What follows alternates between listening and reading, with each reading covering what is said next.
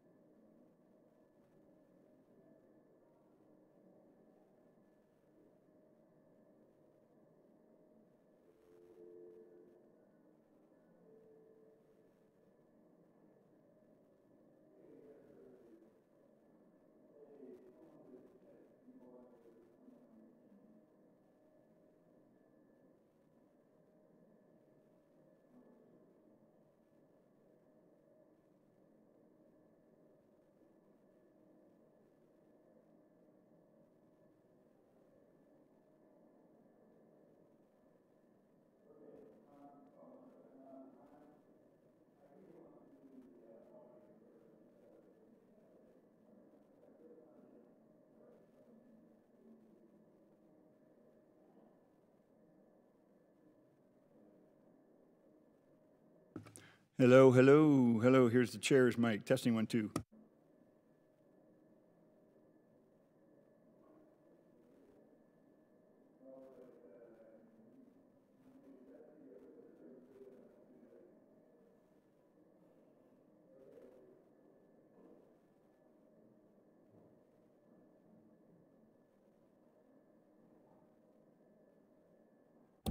Testing 1, 2. Witness 1.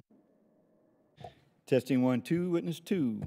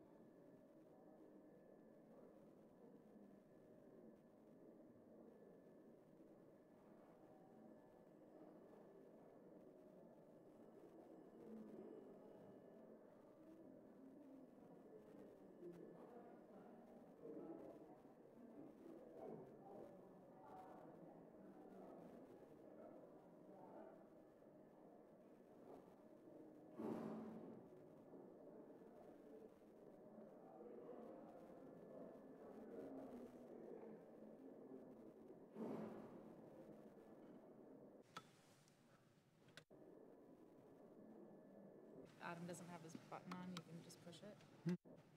So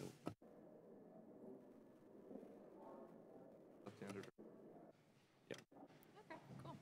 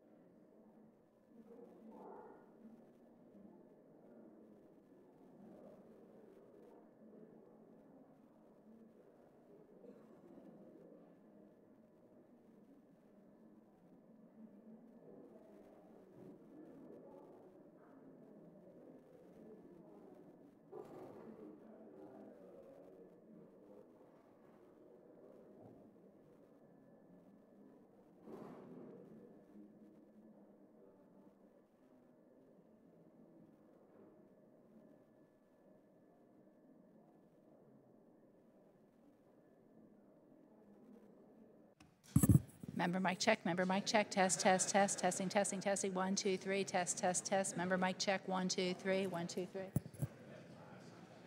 it good? Want another? Want me to keep going?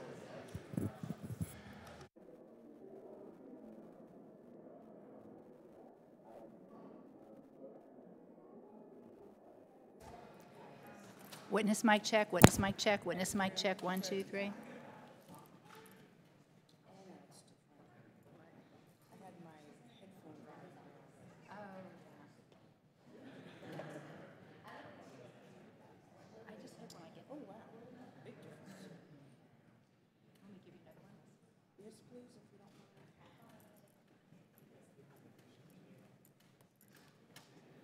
You ready?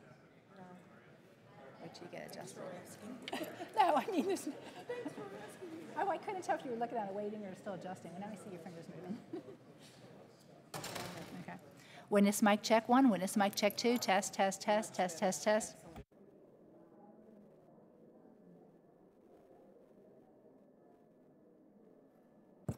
Member mic check, test, test, test. Member mic check 1.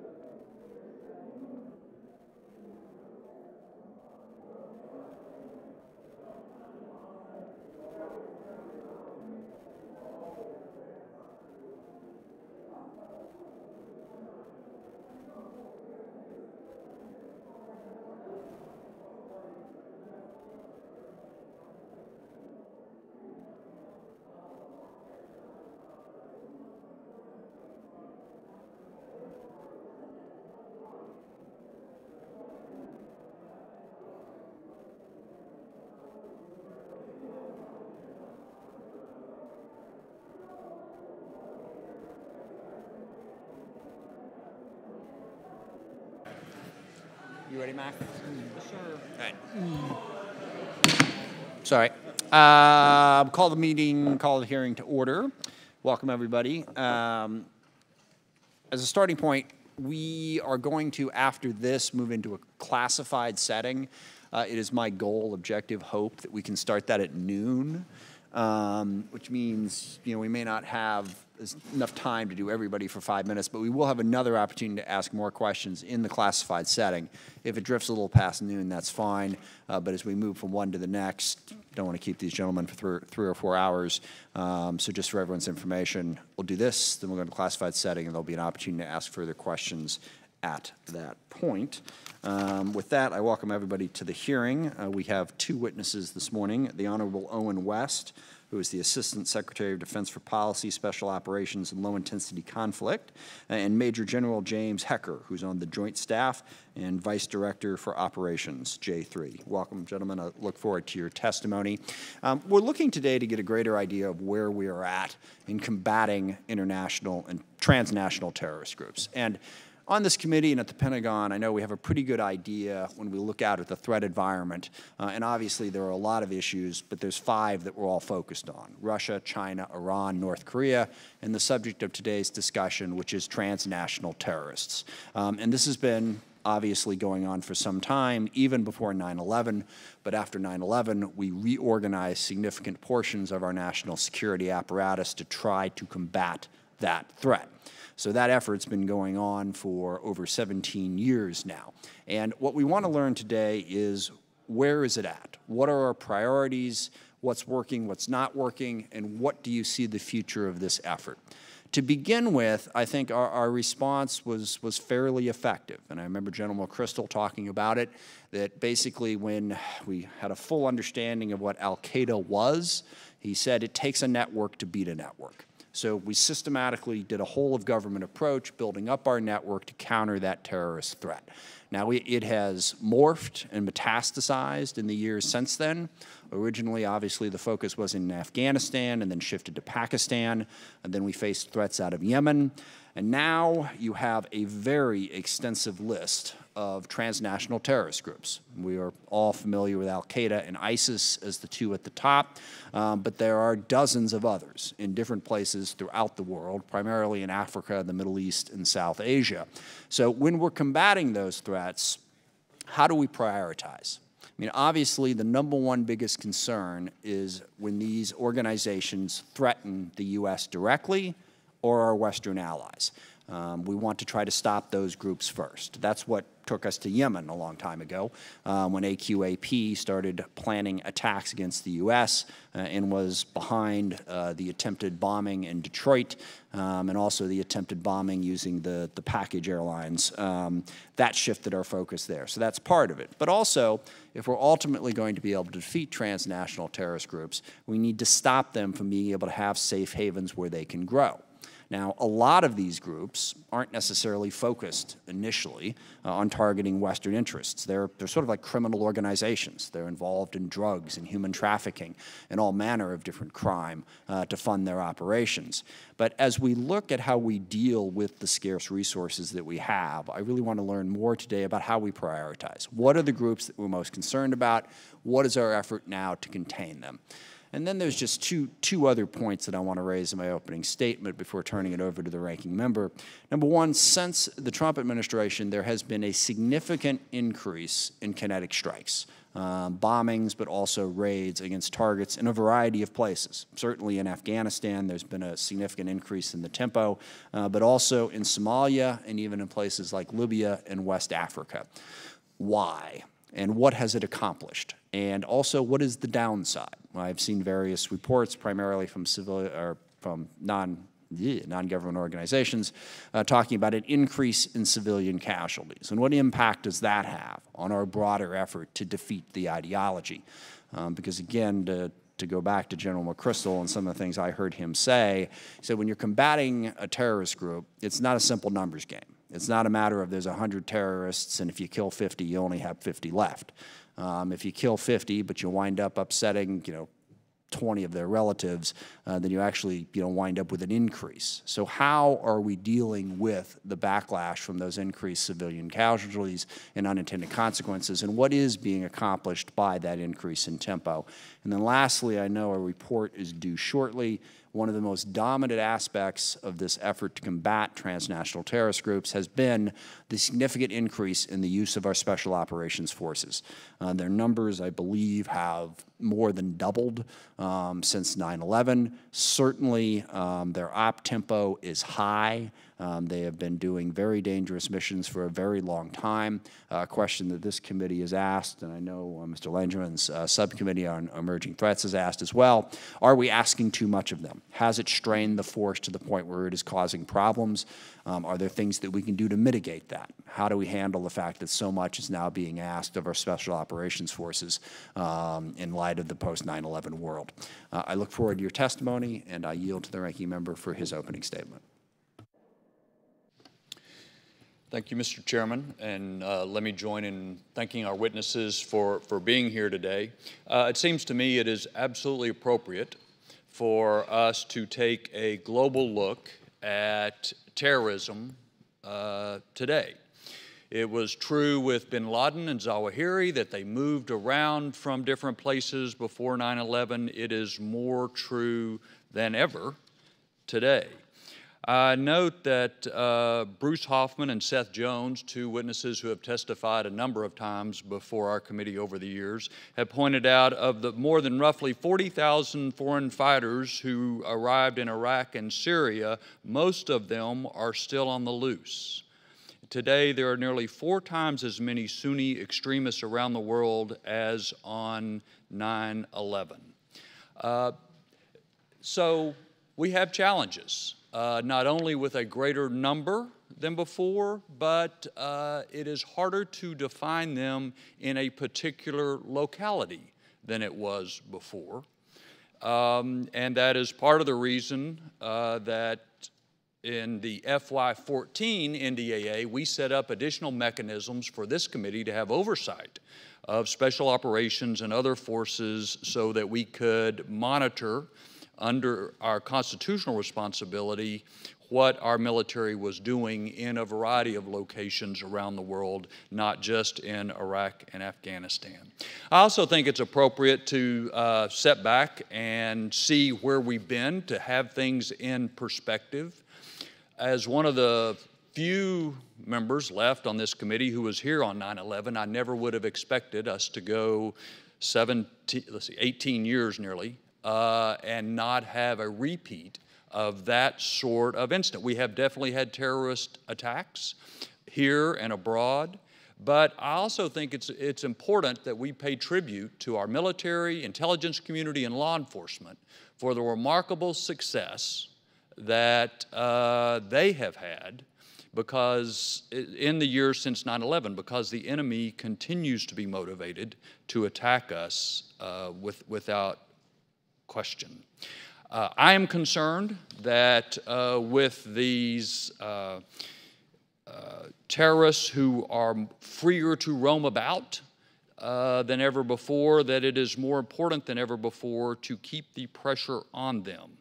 And it is my view, as others have written, that the number one lesson of the last 18 years is if you let up the pressure, they're going to spring back, and they'll spring back quickly. And that's true whether we're talking Syria, Afghanistan, Somalia, or Yemen.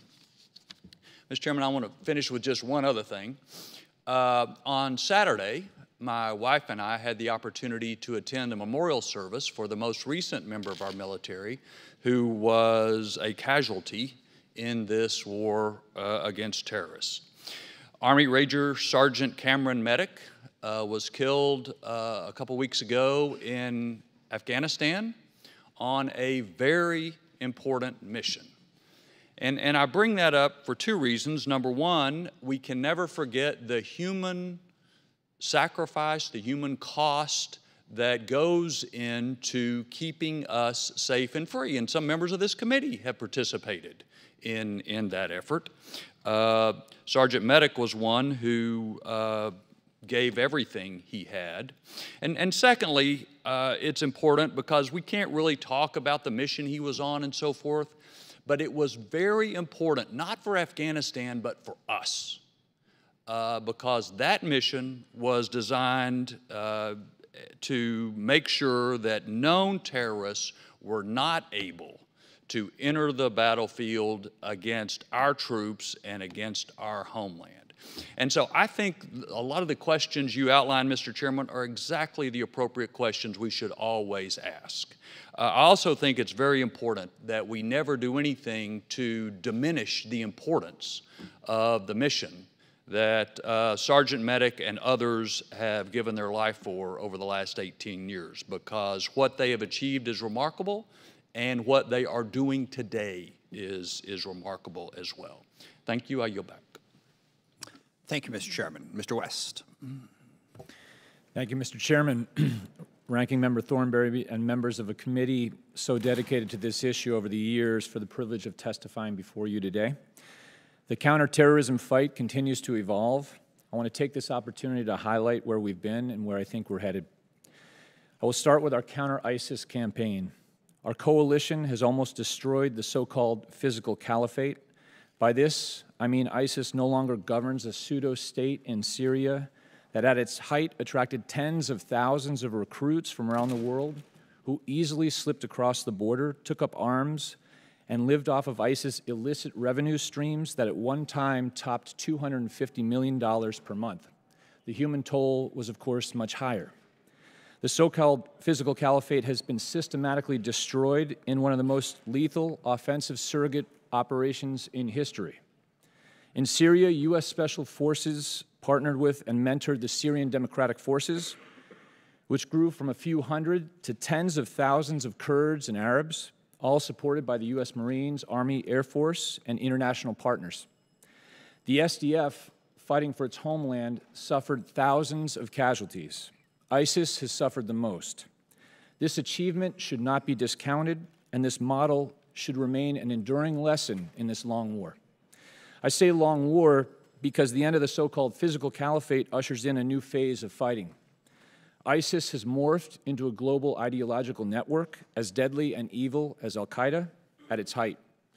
Stepping back, terrorism remains a persistent condition driven by political, religious, and socioeconomic trends.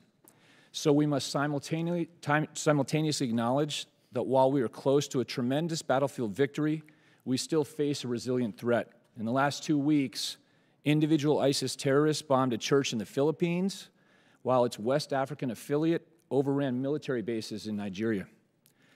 To defeat the global terror networks requires a coalition of allies applying relentless pressure at the local level.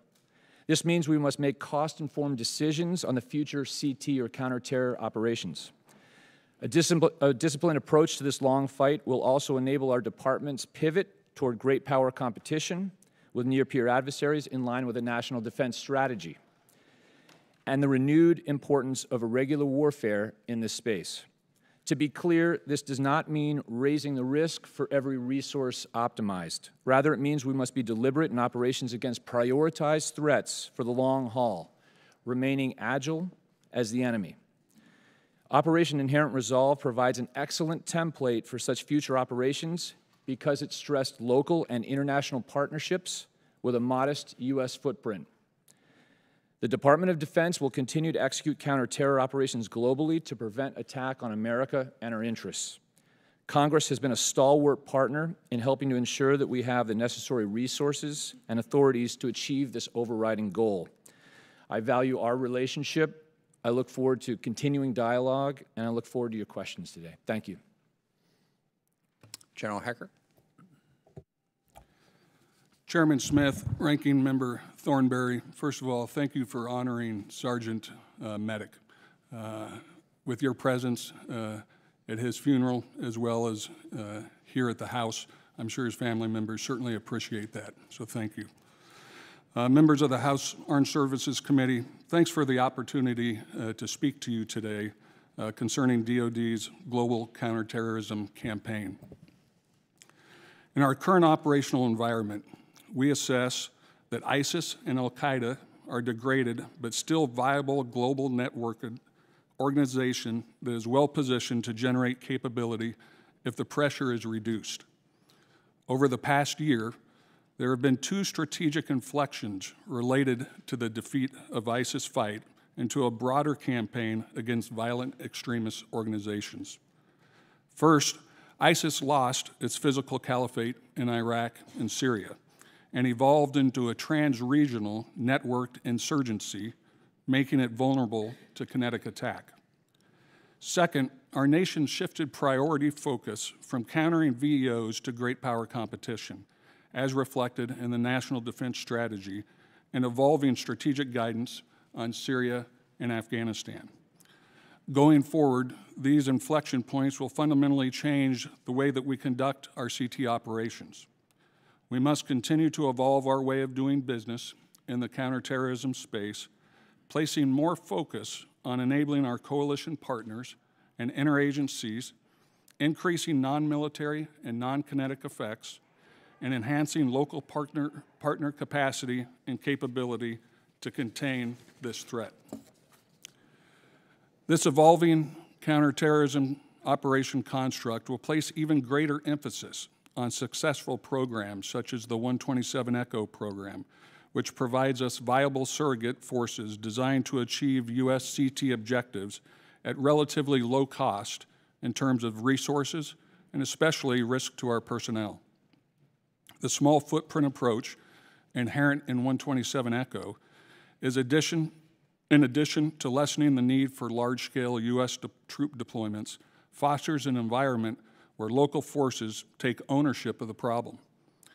Greater reliance on our coalition partners will also be a key facet of our sustainable global CT construct.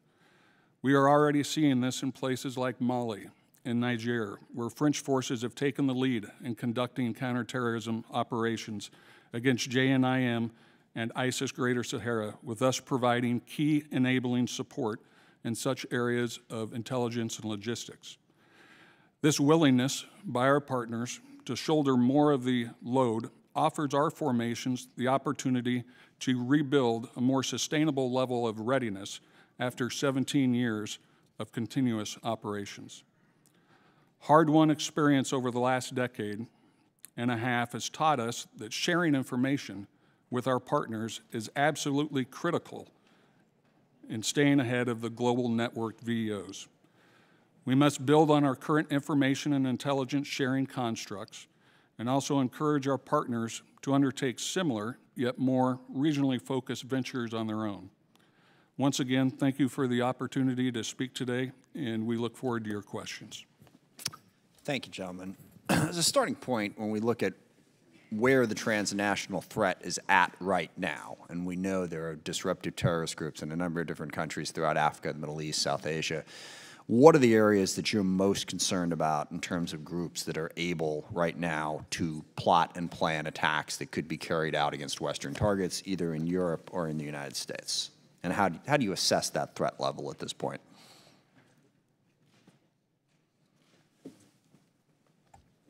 I think first and foremost, when we prioritize of what we're looking at and who we're most concerned about, I think we'd all agree what we're most concerned about is a repeat of 9/11. So we look at terrorist organizations that want to harm the U.S. For the most part, in their stated, reasoning and what they're all about, Al-Qaeda still has the intent to harm the United States and other countries in the West and Europe. So Al-Qaeda is one that we really look forward, and make sure. I'm thinking more geographically. Where in the world, because obviously Al-Qaeda is spread out in a bunch of different places, as is ISIS. Where in the world are we most vulnerable to them being able to organize that type of attack? Well, there's a couple different places. I think right now we sit in a decent spot because we have maintained the pressure on a lot of the folks, Al-Qaeda, ISIS in particular, and we've been able to make sure that they don't have the capabilities to attack the U.S. So those are the areas that we look at, and as we now adjust with our national defense strategy to taking some resources that used to be in those areas, and now using those resources for global competition against China and Russia, we need to make sure that we find a way to keep the pressure on these other areas in the world that contains these terrorists. Okay. Doesn't quite answer the question. That's all right. We can talk about it in a classified setting if that's more comfortable. The only other question I have is you talk about partnerships, and I think that's incredibly important because part of being able to defeat these terrorist groups is to have as low a U.S. presence as possible and to make it more about developing domestically. So whether you're talking about Somalia, West Africa, Afghanistan, if the countries themselves and the countries in the region can be partners to stop terrorism and build a more sustainable government, obviously I know the limitations of that, but that's where we want to go. In Syria and Afghanistan, as we discussed drawing down in both of those places, and I'm not unsympathetic to the idea. I just want the idea that there is a plan behind it. Who are our partners in Syria if we pull out completely, as the President has suggested? We've been working with the Syrian Democratic Forces. We've been working with the Kurds. If we pull out, how are we going to be able to work with people in that region to continue to contain the ISIS threat? And same question for Afghanistan. Thank you, Mr. Chairman. In Syria specifically, the SDF remains our best partner. What they've done in this fight is astonishing, and we'll continue to support them. We should remember that the de-ISIS coalition makes up 79 different countries. If I could be more pointed to the question and just quickly, so I want to move on to other people. Are they going to have, are these forces we're talking about going to have sufficient support to continue doing what you just described, and what I think we all acknowledge, if we pull our forces out? What is the strategic rationale for looking at Syria right now and saying, we can pull our troops out and the other part, they'll be fine? What was the strategic thinking that went into that decision that said we can do that? Sir, I do not know the strategic thinking that went into it. I know that we've been issued an order to deliberately withdraw, but I do believe that we look at the outset of ISIS, we were doing remote advise assist, and we do not need to be co-located to keep the pressure on the enemy. Okay. Mr. Thornberry. General, in response to the chairman, you said that we're in a pretty decent place because of the pressure that we have applied. Be specific. What kind of pressure are you talking about? It's really what this whole committee is all about, or this hearing is all about. It's the counterterrorism pressure that we've been able to apply. If you look at the area in Afghanistan and Syria back in 2014, there was a large area that was controlled by ISIS.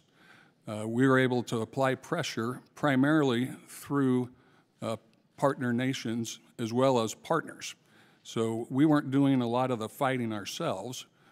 We were teaching and training and working by, with, and through our partners in Iraq and our partners in Syria. But the chairman noticed that there has been an increase of airstrikes in recent years. Is that part of the pressure too? Yes, there's been a significant increase in airstrikes in both Syria, Iraq, and in Afghanistan. So we've increased the efforts to decrease the physical caliphate, and I think we've been relatively successful. As you've seen, there's roughly only about 1% of the physical caliphate left, and that's in Syria and the Middle Euphrates Valley, and we are rapidly working to try to finish that off, and we think we'll be there quite soon. Do you agree with my earlier statement that one of the lessons, primary lessons of the last 18 years is if we let up that pressure, then terrorist groups have a way of springing back to life in a rather rapid fashion? Yes, sir, I agree with that. Let me ask one other question right quick. As you know, Yemen has been a controversial location because it's a complicated, difficult situation. You said that one of our primary objectives is to prevent another 9/11. At one point, the primary terrorist threat to our homeland emanated from Yemen and the Al-Qaeda branch there, print cartridge plot, as well as a bomb maker who was burying bombs inside human bodies and a whole variety of things. Are there still Al-Qaeda remnants in Yemen today, or have they been extinguished? No, they are still there today, and there's a significant number that are there as well. Then we can get into the specific numbers in the closed session. But there's also ISIS there as well, not as quite as many Al-Qaeda. But that is one of our CT efforts that we have, is going against both of those entities that are in southern Yemen. Thank you. I yield back. Ms. Davis. Thank you. Thank you, Mr. Chairman, and to both of you. We appreciate your being here. I want to follow up a little bit on what's just been said. We would love to be able to rely on our partners and also the men and women of the country that we're in. Afghanistan, obviously, is a good example of that. We've been hoping that they would be in a better place today than they are. But where then, if these partners are not there, where do we go? How do we work within our own intelligence agencies, within the State Department? What is it that has to be different if we are to remove our troops, at least in numbers that are very different from today? Thank you, Congresswoman. First of all, I'd say that local partnerships are absolutely key to our long-term counter-terror strategy. Over the last 15 years, though, we've developed capabilities in terms of fusing intelligence with operations, and that intelligence can come from a variety of sources. Although it's excellent to get human intelligence at the local level, I can explain in a closed session just how we operate in countries like Yemen and are able to differentiate between AQAP and ISIS and the current civil war. Mm-hmm. And the State Department? The State Department and, by the way, many other agencies are key components, and I think this is another enduring lesson of this war in terms of having a whole-of-government approach. There's, in most of these countries, if not all, there's a diplomatic effort that's simultaneous with our military counterterror effort. General Hecker, you mentioned sharing of information as just to sort of in talking about this. And one of the things that I think we all were set back a little bit with our forces in Nigeria in 2017, a sense that we didn't know where our forces were. How do we kind of balance the secrecy important to the mission and at the same time providing information to the public and to our partners in the area? Yes, Congresswoman, a very important question because, you know, we don't want to give information up that may put our folks at risk, but at the same time, we need to make sure that our civilian leadership knows what's going on and has a say in what we're doing. And quite honestly, I think Niger was a good lesson for us in the military. And I know we've had several discussions with your committee and others to make sure that we continue to share information with one another so you can exercise the appropriate oversight that you deserve. Congresswoman, if I can follow up, this committee was the driving force behind our counter-terror monthly briefings, which will give you an absolutely accurate laydown each month of precisely where our special operations forces and other counter-terror troops are. Thank you. And I think the public still is questioning whether or not having unlimited authorization is the best way to go to try and make certain that we are as open and transparent as possible given the circumstances that our troops are in. Can you speak to that? Where do we go from here? Congresswoman, we're absolutely committed to transparency with our oversight committees. Right now, we're working with your staffers, and we're very close to distributing our X orders. This is new policy for us, but I think that will help the transparency. Further, over the last year, we've also improved our reporting requirements to make sure that you're armed after a strike, for example, with information within the 48-hour requirement that this body helped impart a few years ago, and then a follow-up that makes clear the action within 7 days. General, any comments did you want to make? We're in sync on that one, ma'am. Okay, thank you very much. Thank you, Mr. Chairman. I yield back. Mr. Wilson? Thank you, Mr. Chairman, and thank both of you for being here today. I recently received a brief at Joint Base Anacostia Bowling on the material, weapons, and technology which the Iranian regime supplies to the Houthis in Yemen. It was really shocking to see how clear it was, the relationship of providing weapons to the Houthis by the Iranians. It made it pretty simple because some of the material there, the weapons were very clear in English, made in Iran. And with this, the Iranian regime is the world's largest state sponsor of terrorism and use Houthis as a proxy. And for Secretary West, how does our counterterrorism strategy and CENTCOM area of responsibility address the Iranian influence and sponsorship of terror? So our national strategy in both Yemen and Syria are stable areas free of Iranian and terror influence. And additionally, I appreciate that you've had multiple deployments to Iraq, and you have firsthand experience working with Iraqis.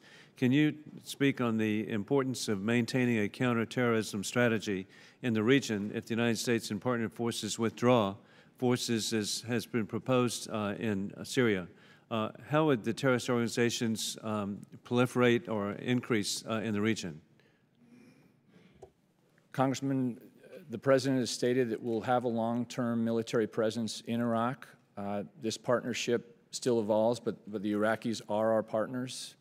I believe it's critical to have a regional counter-terror footprint that spans the globe, and I think this is, again, one of the lessons that we've learned over the 15-odd years of this war.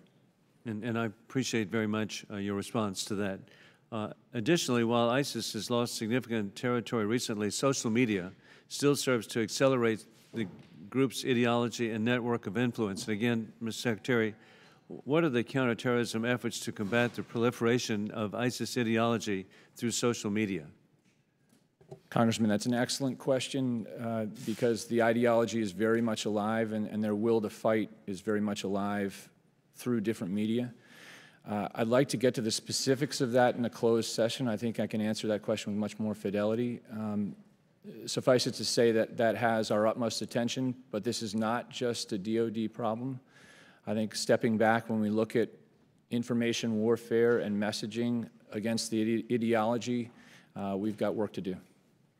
Thank you very much. And General Hecker, I'm concerned about the reductions in military personnel in Afghanistan and the potential of terrorists to regain safe havens, as they did prior to 9/11. Recently, in December of 2018, the administration announced a reduction of forces. How does this policy impact our counterterrorism activities?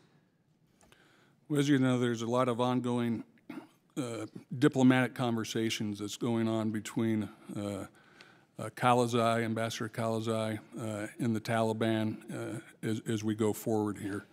As the President mentioned last night in the State of the Union address, it's going to depend on the success of those negotiations on when and if and how many U.S. forces are pulled out of Afghanistan.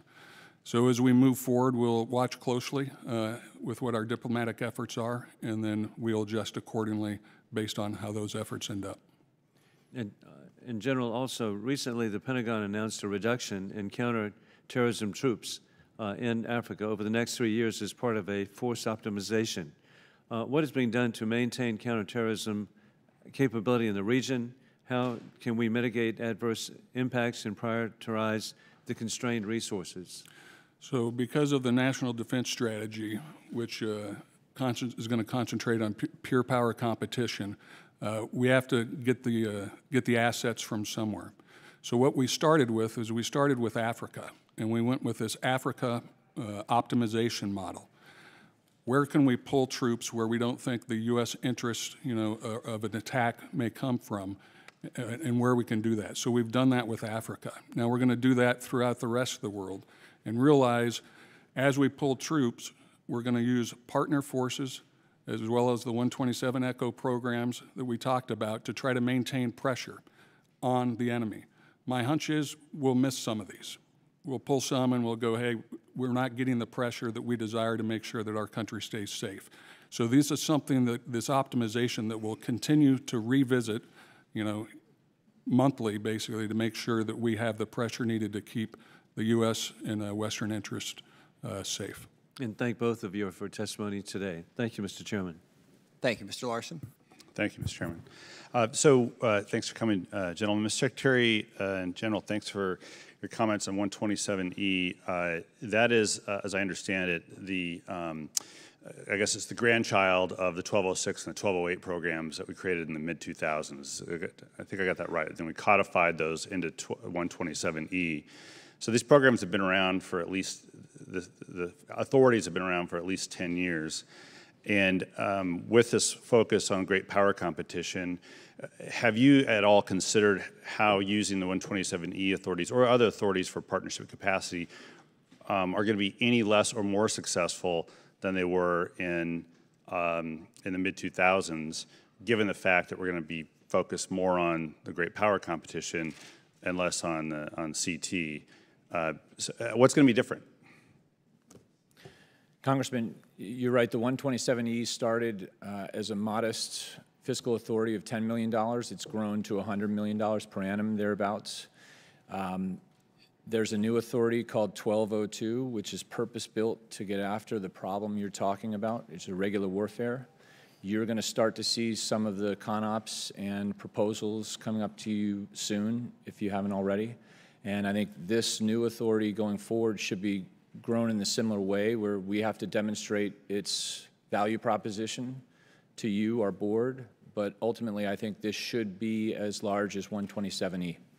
Well, it's going to have to be a little bit different, because if we were asking these questions in the mid-2000s and we're asking them 10 to 12 years later and not getting and getting the same answers, it seems to me that maybe we ought to be doing something different. Or it might not be totally our fault, and might be the challenges that our partners present as well. And because it may just be harder to get them to change, because some of the countries that we work with maybe don't have our history, our culture, our commitment to civil rights, human rights, and that causes a big problem for us when we're trying to create these partners. But on 127E, I want to go back to your answer to Ms. Davis, because despite repeated requests by this committee and by the Senate Armed Services Committee, these execute orders relating to operations haven't been provided on a consistent basis. In my understanding, we've been asking for at least a year. So you said it was kind of new for us to ask. I don't think a year makes it new. I think it gives us the impression that you're holding back, and that you only provide these exwards when it's necessary to provide them, because we're putting holds on programs.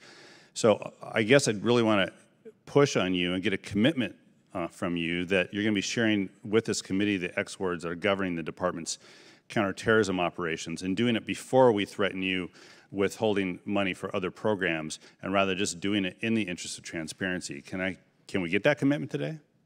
Sir, we are committed to agreeing to an MOU to get the exwards delivered to you on a read and return basis. Sounds like a lot of process. I'd just like a yes answer. Sir, it has been a long process, and I understand your frustration. We're committed to working this as quickly as we possibly. The Title 10, Section 130F also requires... I'm sorry to interrupt. I'll give you more time, but what does as quickly as possible mean? Can you ballpark it for us? It's been a year, so weeks? That looks like a no. We've had to run this because it is a new DoD policy through review after review, but we are very close in this negotiation. That doesn't mean anything. Nothing you've said in response to Mr. Larson's question means anything.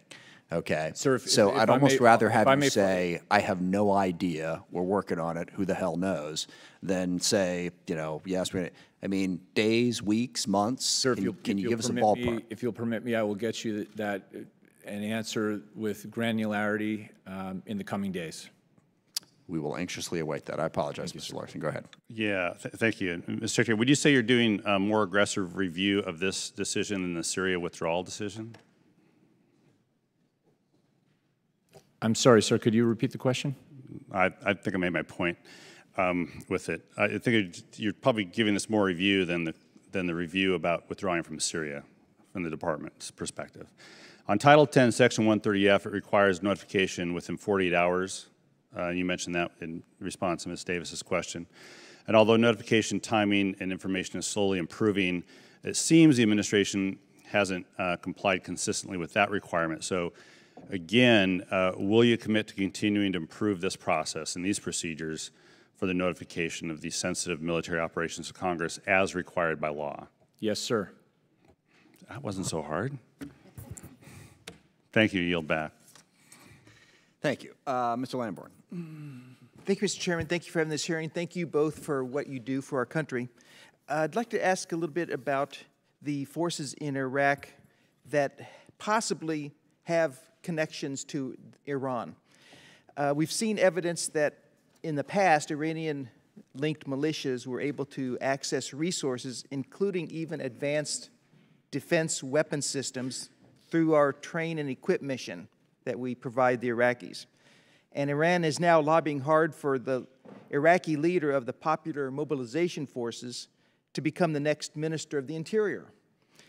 And then the Minister of the Interior oversees those forces and all of Iraq's internal security, and we give them $1.6 billion a year for their 20,000-person security force. So what are we doing to make sure that we're not ultimately bankrolling Iranian-backed militias or politicians in Iraq?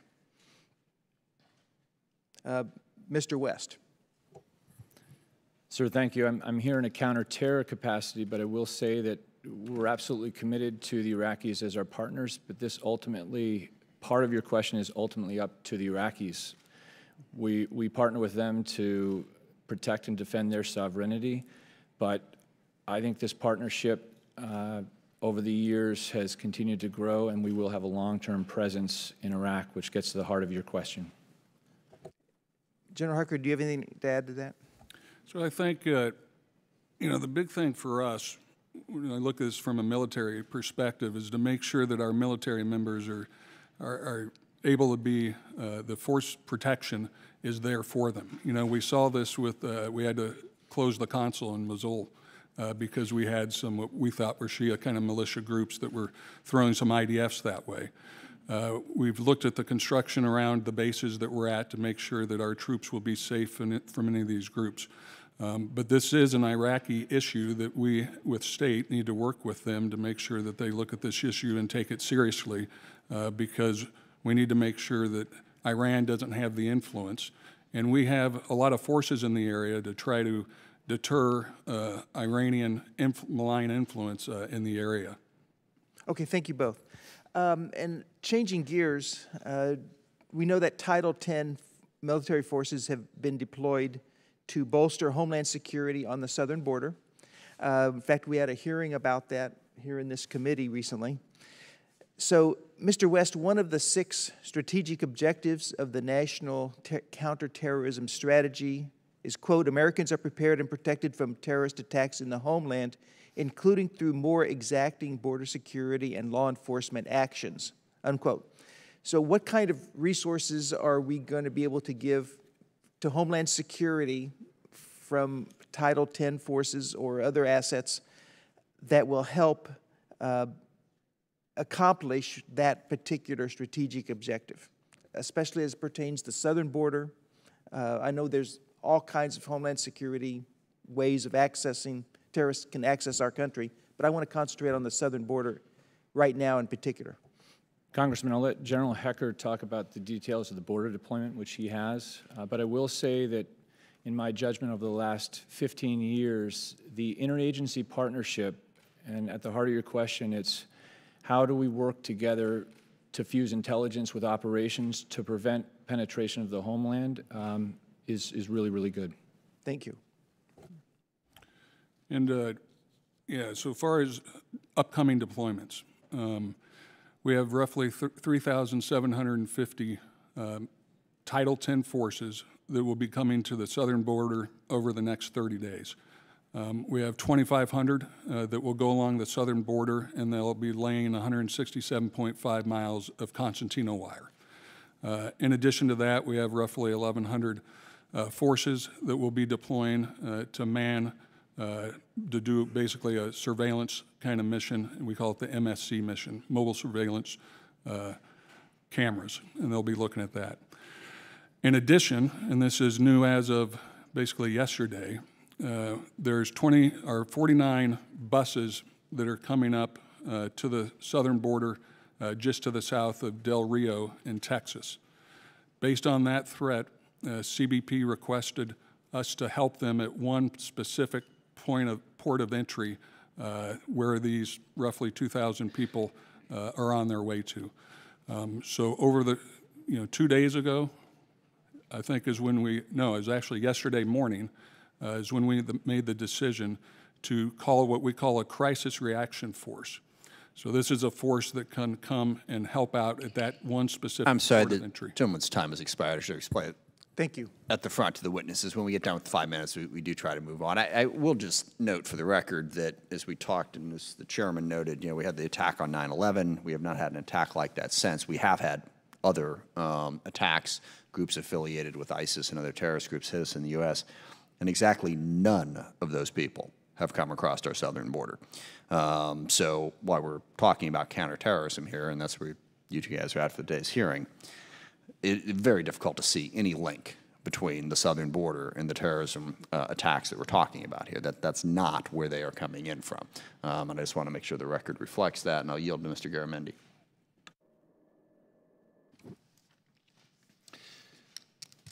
It would be very useful to have a full report immediately on the deployment of these troops to the border and a clear understanding of not only what they intend to do there, but what they were doing before they were deployed to the border. In other words, what ongoing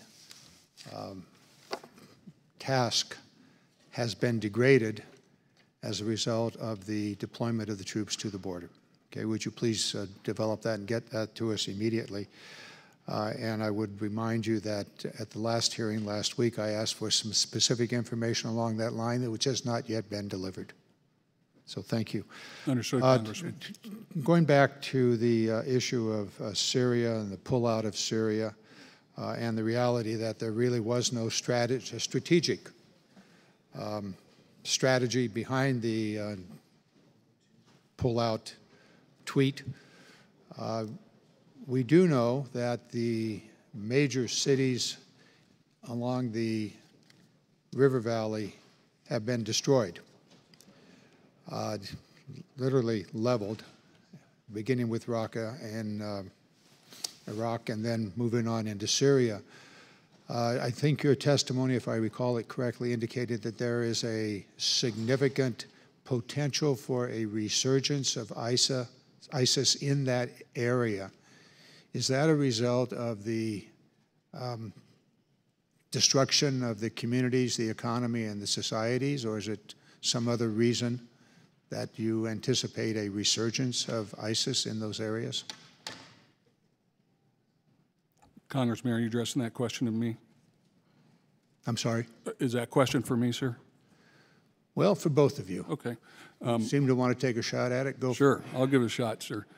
I didn't remember saying that there's going to be a significant resurgence of ISIS in the area, but I think there is a serious risk if we do not keep the pressure on in both Syria and Iraq.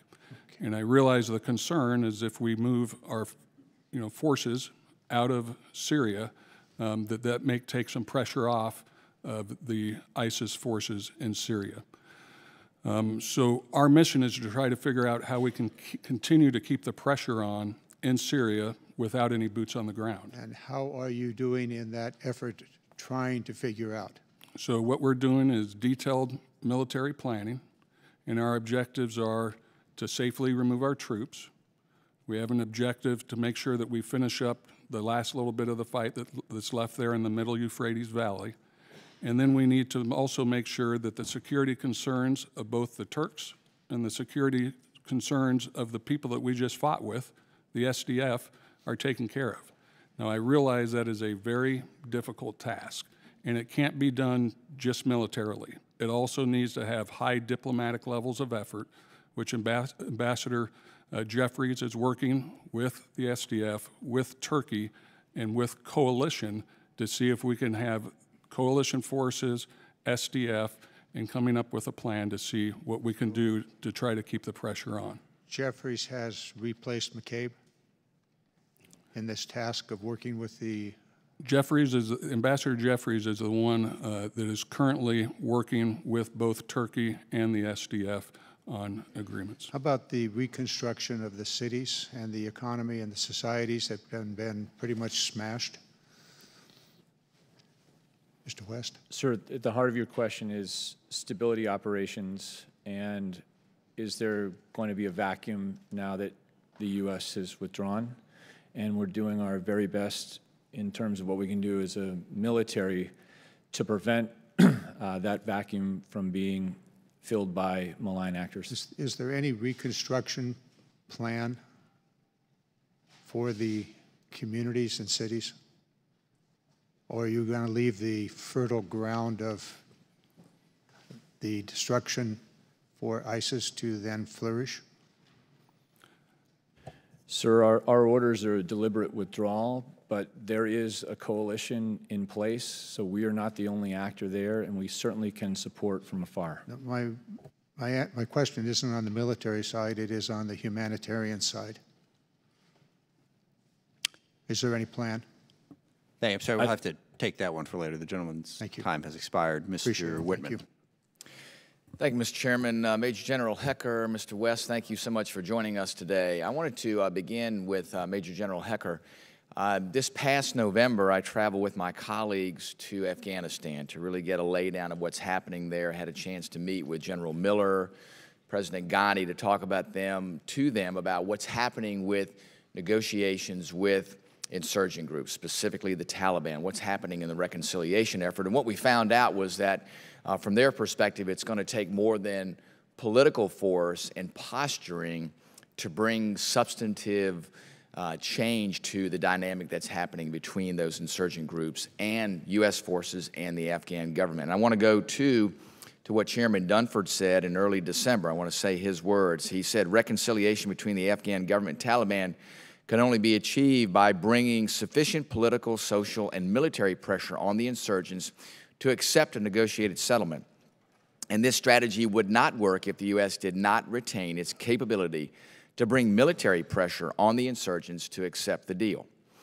And Major General Hecker, I know your experience there with the 9th Air and Space Expeditionary Task Force in Afghanistan as past commander and past commander of the NATO Air Command in Afghanistan. I wanted to get your perspective about how you feel the drawdown puts us in a position as far as being able to bring the necessary military force to make sure that there is a substantive and lasting opportunity for reconciliation between the Taliban and not just the United States forces, but most specifically the Afghan government.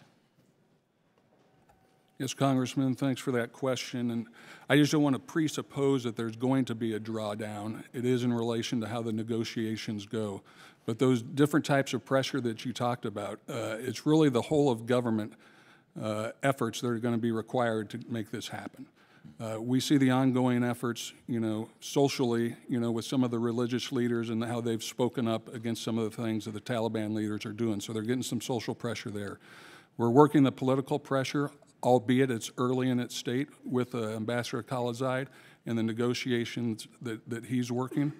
On the military side of the house, our desire is to keep the pressure on the Taliban.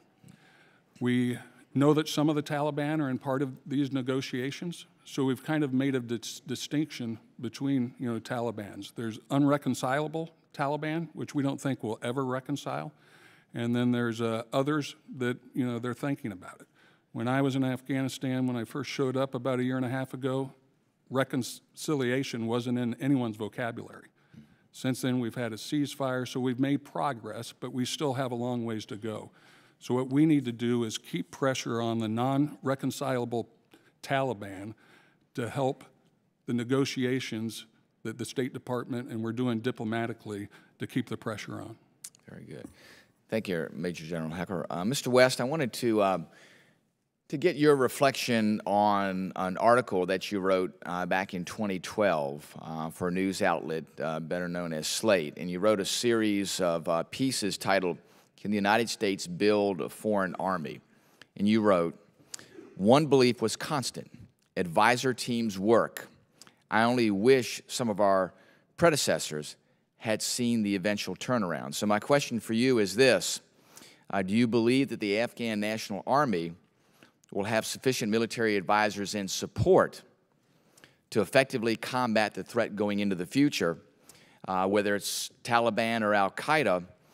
And are they ready for what they'll have to deal with more of a U.S. hands-off approach and less U.S. presence and maybe less U.S. support in the train, advise, and assist mission? Sir, I'm not well versed enough in the ANA to answer that specifically. I do believe that combat advisors provide us, or combat multipliers, they provide us real leverage, and the train, advise, assist mission is crucial. Very good. Let me ask another element, too. The Army Security Force Assistance Brigades continue to bring a new Army presence there, more permanent and more a continuing ability to help the Afghan National Army build capability and to be effective in the future. Do you believe that structure has long-lasting opportunity there, and do you need that should be a continual presence there in helping the Afghan National Army not only attain but to maintain capability to defeat insurgent forces in that country? Yes, sir. Okay, very good. Thank you, Mr. Chairman. I yield back. Thank you. Mr. Norcross. Thank you, Chairman. Thank the two of you for coming before us today. I want to focus a little bit more on the evaluation of the Department's counterterrorism approach, the very focus of the committee hearing today. And General, you mentioned something that when you're assessing the threats across the Middle East, but particularly focused in that area, that you need to take troops from somewhere where the threat is not as great. Let's take those words and we think about the threat assessment that's going across Syria, Iraq, Iran, through that Middle East area. You're suggesting that the threat on our southern border is greater than the threat coming from the Middle East, and that's why the troops would be going south? No, Congressman. I'm sorry. I was just addressing the southern border with the question. I didn't mean to impose that there's terrorists coming across the southern border at all. But let me drill down on that. You said you make the threat assessments, and you take the troops from where the threat is less and put them where it is more. And we just talked about an additional 2,500 troops going to the southern border, which would suggest by your own words that that is the greatest threat taking place because that's where you're sending troops. Mm-hmm. Is that the case? So we were given, we were requested for assistance from Department of Homeland Security on if we could put troops and help them out on some gaps that they had on the southern border. We looked throughout the forces and we determined that we had some forces that we could take and move down there. And we obviously sourced them very carefully to make sure that they weren't about to go to one of the areas that you were talking about where they would be supporting counterterrorism.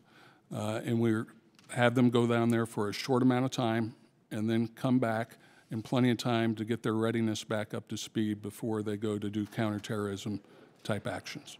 So there's no impact to the force readiness for counterterrorism by sending those 2,500 troops? I won't go as far to say that there's no impact, but I will say that we have minimized that impact where it's not that great. There have been times that you have been requested for help that you haven't been able, or you chose not to answer the call for Homeland Security in the past. Yes, sir, that is the case. Matter of fact, I mean, even in the recent past, they've asked for things that, that we have not provided them. And we understand that. You make a threat assessment throughout our world and put the troops where they're needed. So is this one of the times that the threat has diminished that we can send the troops there? Send the troops to the southern border versus elsewhere in the world? I think we can send some troops down to the southern border if requested to fill a gap, and we can do that. But what we do before we do that is assess to make sure that the readiness will not decrease to an extent where we can't fulfill our other missions. And in this case, what we're talking about is counter-terrorist missions. Certainly appreciate this. Just to follow up on the recruitment techniques, because A, we're trying to stop the attacks now, but we're also trying to stop the attacks from future through recruitment. And that brings me to my question, the government as a whole approach. There's a lot of rhetoric going on that talks about Muslim bans, withdrawal from Syria.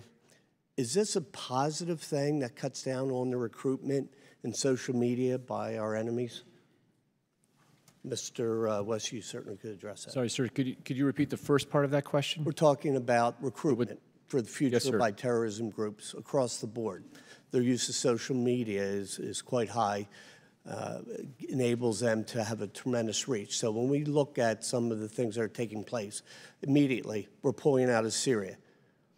Do you see an uptick in their recruitment saying the Americans are leaving, we have a chance? Is this a positive statement when we say we're leaving? We have not, to my knowledge, sir, seen an uptick in recruitment as a result of the announcement to withdraw from Syria. Thank you. I yield back. Thank you, Mr. Scott. Thank you, Mr. Chairman. Gentlemen, I've got a couple of questions about AFRICOM, and I was at Camp Lemonnier not too long ago with a couple of other members, and questions then about AMISOM and whether or not it was going to stay together. But the thing that struck me about Camp Lemonnier was the lack of assets that General Fernandez at the time that had at his disposal.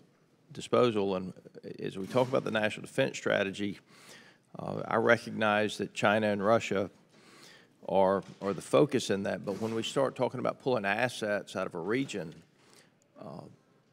that's got to have an impact on how our partners feel about our commitment to that region. And so with regard to Somalia in particular, there's discussion in here about the terrorists that are in the south. There are also terrorists that have moved into the north part of Somalia as well. And as we talk about the assets, General, what assets are being pulled out of Africa? Can that be disclosed in here? I mean, it seemed to me that Camp Lemonnier, quite honestly, needed significantly more assets, especially with the Chinese and the activities that they're engaged in Djibouti. Yeah, I think it's hard to ever pull out any assets. And I do think as we go a little bit deeper on this subject, I think it would be a little bit better if we did that in a closed session, and we'll be happy to discuss that. And just to clear, I mean, I know that Camp Lemonnier is in Djibouti, but that is where the Somalia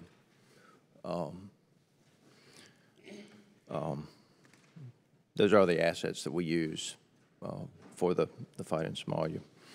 A couple of other questions. As foreign fighters in Syria and Iraq that are currently fighting for ISIS or other terrorist groups, as we've seen the collapse of the territory, as these fighters migrate into other regions, how is that going to impact our national security strategy? And do we expect these fighters to return to their homeland? Or do we expect these fighters to migrate to other areas like the Horn of Africa, where some of their others have set up camp? Congressman, it's a good question. There are a large number of foreign fighters that the SDF has currently detained that we and our partners view as very high threat. And then, as you mentioned, there are the 40,000 odd fighters that infiltrated and those that remain who may go back to their territories or may stay in the fight in Iraq and Syria. I think the broad assessment from the intelligence community is both that, number one, we've got to stay very connected with our international partnerships and begin to track these folks. There is a biometric effort underway, which we can discuss in a closed session, to make sure that we're connected and follow these folks. And then there is an insurgency where many of these people will simply go underground in this same locale and stay in the fight until they're captured or killed. I would just, again, remind people that Africa is larger than China, the U.S., India, and the majority of Europe geographically. There are over 1 billion people on the continent of Africa, better than 50 different states, or countries, I should say, in Africa. A lot of challenges there, not possible to resolve it without the partnerships. And I just want to make sure that as we talk about the moving of any assets, that is coordinated with our partners in such a manner that they recognize that we are committed to stamping out these terrorists, regardless of where they are. I yield the remainder of my time. Gentlemen, thank you for your service. Thank you. Mr. Moulton. Gentlemen, thank you both for your service to the country. I just wanted to start, General Hecker, with you in the withdrawal from Syria. We've talked a lot about how it's important to keep up the pressure on ISIS, and that's one of the most important lessons that we've learned overall from the global war on terror. How does our precipitous withdrawal from Syria at the request of the Turkish president keep up the pressure on ISIS in Syria? It's going to be a very difficult situation.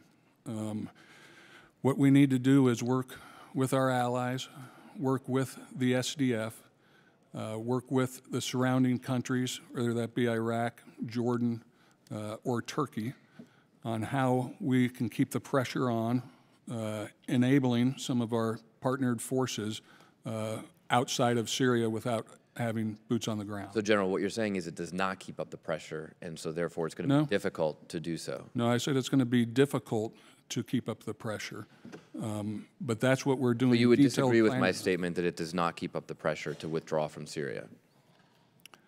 I will say that there will be a decrease in the amount of pressure that we'll be able to apply. Okay. But we will still be able to apply pressure. We're playing a game of semantics here, but it's pretty clear it decreases the pressure. Mr. West, your former boss, Secretary Mattis, disagreed with the president's plan to withdraw from Syria. Do you think he was wrong? No, sir. Thank you very much. Mr.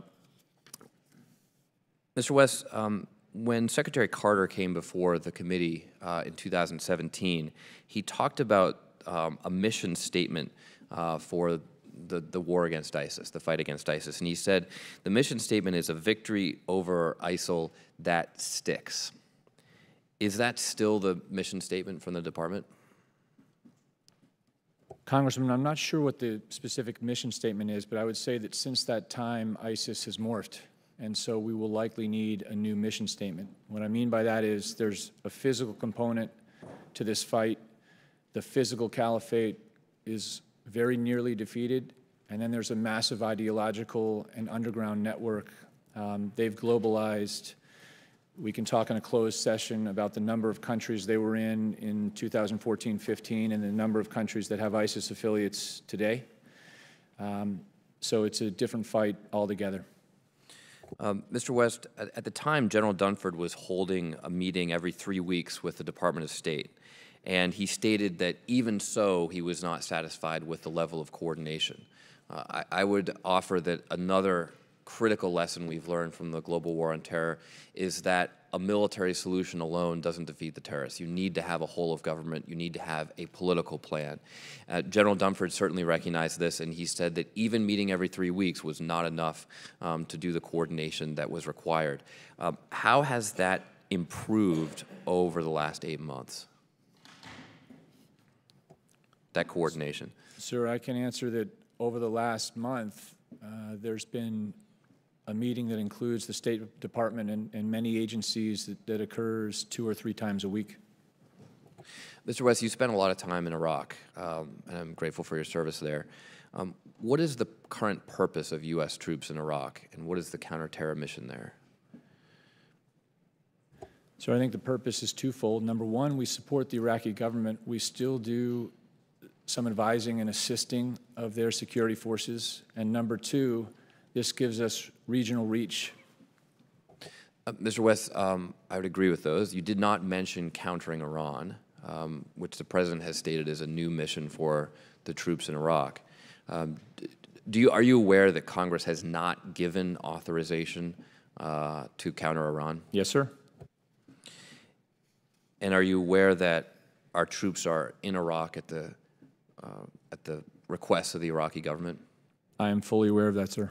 So, Mr. West, how do we deal with the fact that Iraq has indicated that it is unwilling to continue hosting American troops?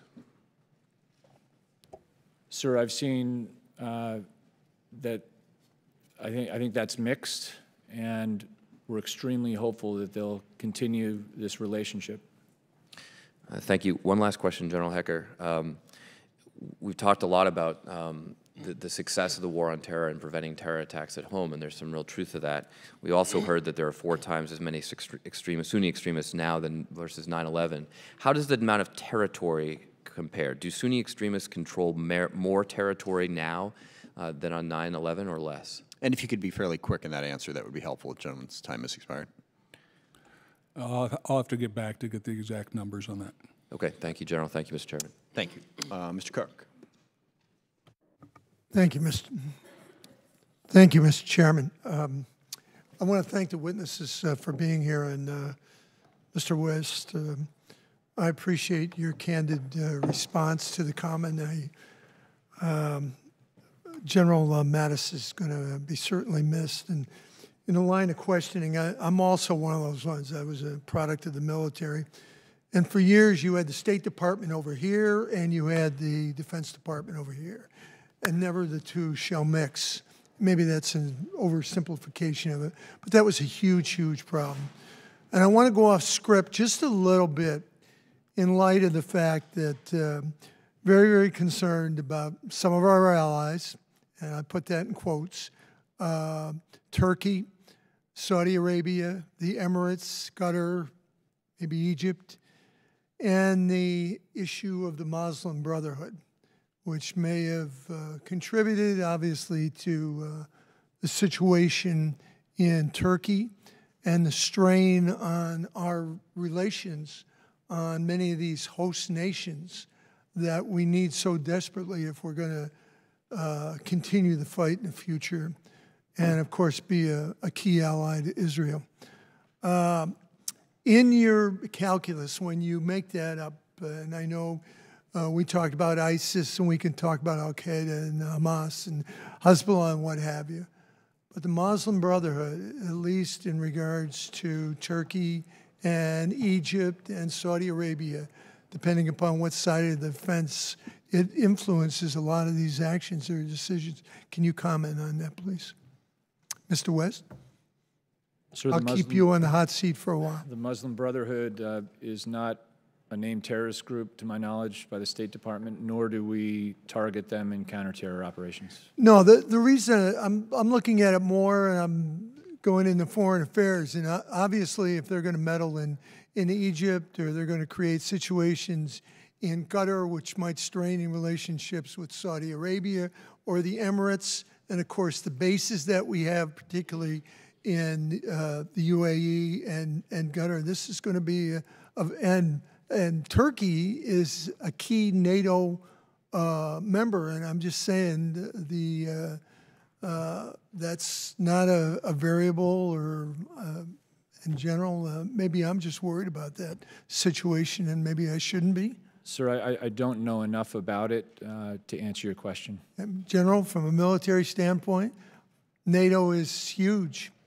And from a military standpoint, we have no orders, to go after the Brotherhood right now. So Obviously, they have effects around the world. I'm not as well versed as well on this, but it's something that we can both look at and give you some comments back on. Okay, thank you. I yield back. Thank you, Mr. Chair. Violent ideologies can serve as a vehicle for legitimate local grievances, ranging from the lack of economic opportunity to political disenfranchisement and human rights abuses. How is our current counterterrorism approach addressing these underlying drivers of recruitment? To both of you. Thank you, Congressman. The National Counterterror Strategy does address this. This is a very, very difficult problem, and we have not done well at this in the past. I think broadly from a DoD perspective, one of the lessons we learned is that this is where we try to empower our local partners. When we've tried to message, especially from a military, to do counter-say radicalization efforts, it's been challenging, but we are seeing inroads at the local grassroots level. General? I think a lot of this, you have to get to the non-kinetic effects. What can we do non-kinetically to influence the amount of recruits that these radical extremists are getting? And I think we're tackling that problem, but I think we can put some more pressure there as well. The administration considers both Syria and the Palestinian territories vulnerable to radicalization, yet pulled back nearly $200 million of reconstruction funds for Syria as well as aid to the Palestinian civilians. Do you agree that the administration's policy of slashing reconstruction and stabilization funds is counterproductive and actually makes it more difficult to effectively implement a counterterrorism strategy? And especially when we talk about the 3 points of pressure that we have heard, at least I heard, when I was in Afghanistan in December of 2017, the best way to address many of these issues are diplomatic, social, and militarily. So what would you say to the slashing of those reconstruction funds?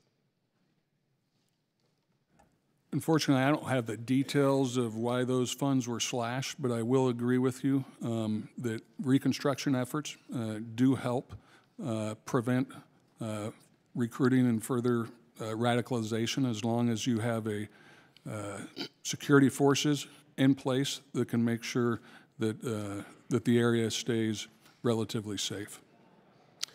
When do you think we might be able to get an update on the progress of these three approaches, not just the military approach that we oftentimes hear about, but the diplomatic and the social combined as a cohesive counterterrorism strategy? It might be good, instead of just having military up here, is maybe we have a hearing with our state brethren, and we can talk some of the diplomatic questions that come up at the same time. Because, as much as we try to get together, just like General Dunford said, 3 times a week isn't enough. Now, we do have the Global Engagement Center, which is a State Department kind of run thing that we go over there pretty much weekly, and we try to engage on things. We have different meetings on the Joint Staff where we have Ambassador Khalilzad, we have Ambassador Jeffrey, and that is used to be a daily meeting when we were talking Syria kind of things. I think the more that we can work together with the other interagencies, I think we've seen a military solution isn't working, and we need to make sure that we include our diplomatic efforts in the whole of government. Thank you. And moreover, the environment here at home affects the counterterrorism operations we carry out globally. The fear-mongering approach of this administration, which has pursued while alienating the Muslim population here at home, has only made it easier for terrorists to operate, especially in terms of recruitment. A successful counterterrorism strategy requires a whole-of-government approach, which means our messaging and actions need to be consistent and aligned. I would assume you agree with that. Yes, Congressman. Thank you. I yield back. Mr. Bacon.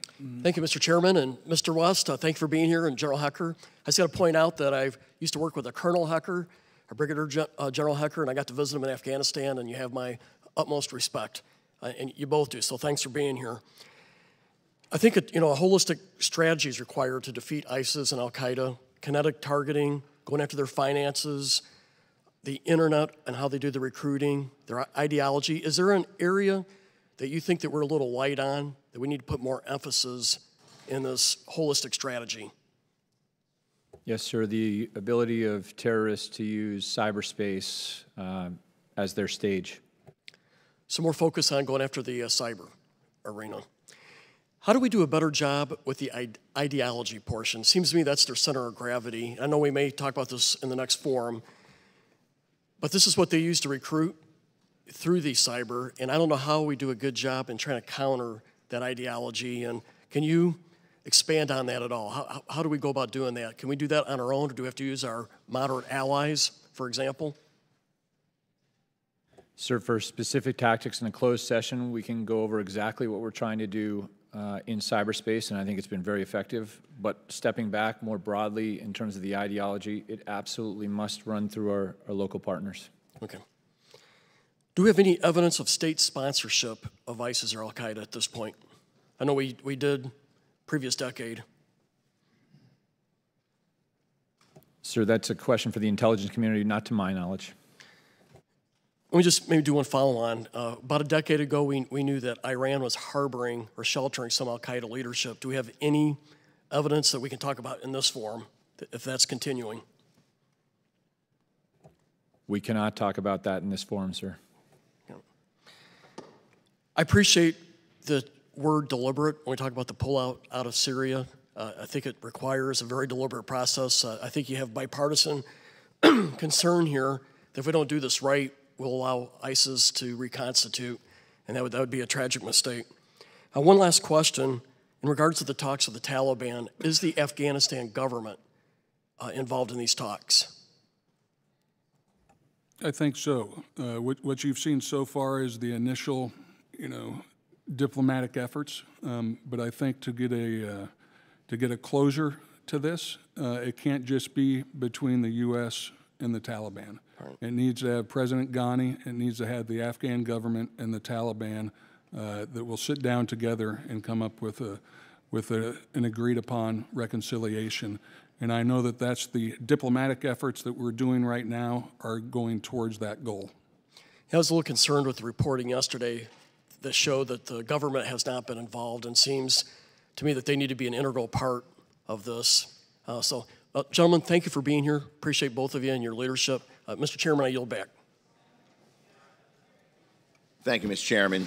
I didn't think I'd necessarily be asking about terrorism at the southwest border in today's hearing, and I didn't think I would, because as I went through the 25-page national strategy for counterterrorism, the Western Hemisphere, other than passing reference to the homeland, there's no mention of the Western Hemisphere. There's mention of Africa and Asia, Europe, and the Middle East. There are 25 references to specific countries in the Middle East, and no references to any nation in South Central America.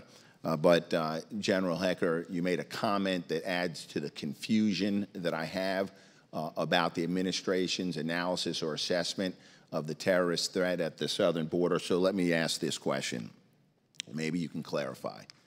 Early January, the press office in the White House said 4,000 known or suspected terrorists come into our country. Most vulnerable points of entry are at our southern border.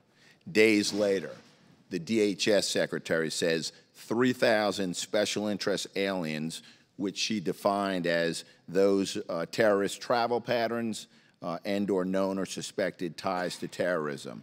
She says 3,000, and that we've seen a twofold or an increase at the southwest border. Now, the State Department has downplayed that, but your comment in response to a question and your reference to 49 buses from the southern border, I just need you to clarify, do we have a terrorist threat in the Western Hemisphere that is based in Central America and that is moving northerly to our southwest border? I'm not aware of any terrorist threat on those 49 buses. And I didn't mean to imply that there is any terrorists on those 49 buses. We were just asked to help because we were getting a massing of a caravan of roughly 2,000 people, of which I'm not aware that there's a single terrorist in there, and I didn't mean to imply that. Okay, and I appreciate that. You also mentioned, but you couldn't complete, a crisis reaction force. You mentioned that in the context of active duty, new active duty deployments to the southwest border. Are those deployments to the southwest border, the most recent active duty deployments, the types of forces that we typically deploy in a counter-terrorist operation? No, okay, I think I see where what we had is we have reserve forces that we call the crisis reaction forces. That were just going to be used against the southern border in case there was a mass at one of the points. I got that. We had a briefing last week. I just want a clarification that we're not deploying special operators, special forces, SOCOM forces to the southwest border because of some perceived or fabricated These are engineers concern and military. of a terrorist threat. Yeah, these are engineers and cops is basically what it is. And it is the most recent, and it's roughly 240 people that left yesterday. Okay, thank you. Let me shift my question. Sort of picks up where Representative Carbajal and Moulton were. Beginning with the Bush administration, this may be more for Mr. West. The United States made a concerted effort to use foreign aid as an instrument in countering terrorism. During the Obama presidency and under Republican majority Congresses, foreign aid was funded at a fairly constant level of approximately $50 billion annually. The National Strategy for Counterterrorism, which was released in October, as you know, declares that we will, quote, use all available instruments of United States power to counter terrorism, unquote. Yet, President Trump's budget, his budgets in each of the last 2 years has reduced foreign aid by 25% each year, only to have it restored by Congress. Do you believe that reducing foreign aid by this amount supports our strategy of using all instruments available to the United States? No, Congressman, I don't. Thank you. Mr. Chairman, I yield back. Thank you. Mr. Gallagher. Thank you, Mr. Chairman. Mr. West, what is the goal of Ansar Allah in Yemen?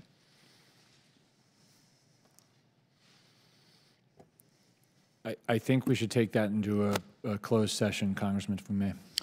I would submit that the organization's formal slogan, "Death to America, Death to Israel, Curse upon the Jews, Victory to Islam," gives us a sense of the general direction. If the U.S. withdrew its forces from Yemen, would it negatively impact the Saudi-led coalition's ability to defeat Ansar Allah? So I want to make clear that our counter-terror operations in Yemen are absolutely distinct from the Houthi-Saudi war. So what are our goals with respect to the Houthi movement and any Iranian presence in Yemen? So our counter-terror goals are distinct from the two actors you mentioned.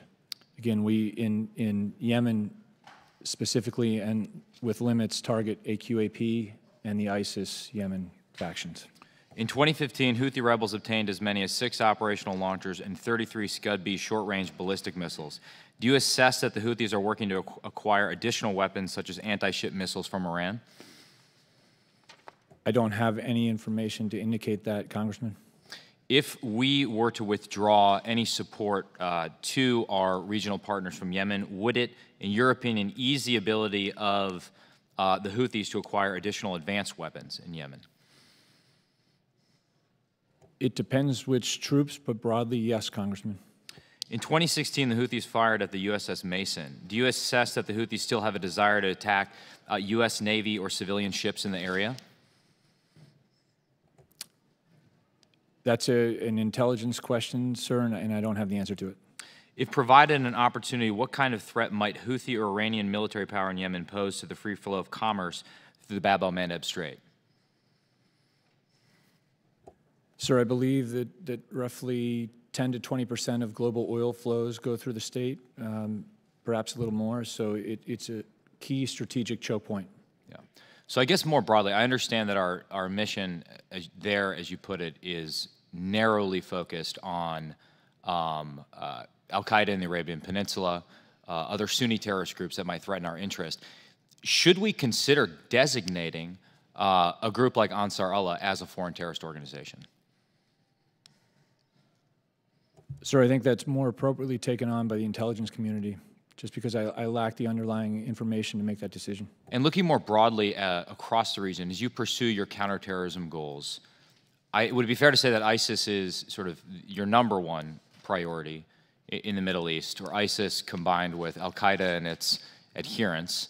How then do you assess Iranian terrorist proxies in the region? In other words, let me put it differently.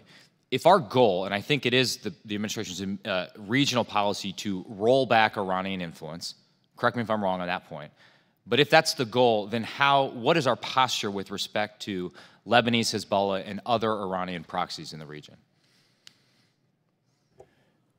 Sir, this is an authorities question largely, but to what the basic goals are, and when we talked about prioritization, our first priority, as laid out in the National Counterterrorist Strategy, is to hit those groups that are directly threatening the homeland. The Iranians are not doing that. Thank you. I yield the balance of my time. Thank you. If I could just a couple quick follow-ups there, because I think that's a real issue in Yemen. Long before the current Houthi uprising, we had an interest in Yemen because, well, Al-Qaeda in the Arabian Peninsula was present there, and as was mentioned in opening statements, tried to conduct attacks against the U.S. But would you consider the Houthis to be an aspiring transnational terrorist group, or are they more interested in what's going on in Yemen specifically and in their interests there? I mean, when you're looking at all these different threats, personally, it doesn't seem to me that that's what the Houthis are trying to do. Now, there is still Al-Qaeda in there, and I will emphasize that those of us who are concerned about the Saudi Arabia and UAE campaign against the Houthis have always been clear. We do not want to withdraw our effort to contain the terrorism threat coming out of Yemen. But the terrorism threat is not the same thing as what the Houthis are doing. Is that not correct? Not to say that there isn't a problem there, but the Houthis are not actually an aspiring transnational terrorist group, are they, in your estimation? Is that part of your planning, is considering that they might be planning those sorts of attacks? Sir, they are not. Okay. So I got Mr. Keating. Thank you, Mr. Chairman. Mr. West, your office has been tasked with the oversight of the U.S. Special Operations and Command, and you have the policy oversight over strategic capabilities and force transformation. One of our strongest tools I think that we have in combating terrorism is our civilian workforce. And could you share with us how involved they are with the Pentagon and the various combatant command J2s, and how mission critical these civilians are, and how often they're deployed in the zones, war zones? So the civilian-military partnership is crucial, and U.S. SOCOM, as you mentioned, and thank you for bringing it up, our special operations forces around the globe represent about 2 to 3% of the force, but have taken about 40% of the overall casualties in the last 2 years. But from what I've witnessed sitting in the seat for about 14 months, the partnership with civilians is excellent, and there's a lot of intellectual firepower that comes in those ranks as well.